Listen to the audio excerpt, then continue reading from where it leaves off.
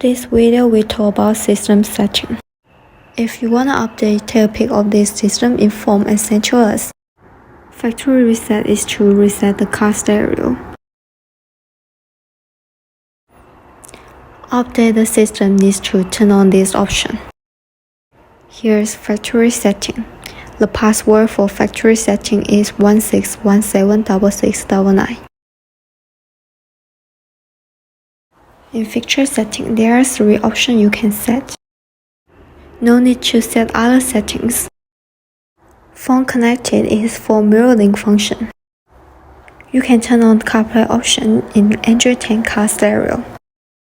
If the backup camera delays, you can turn front wheel off.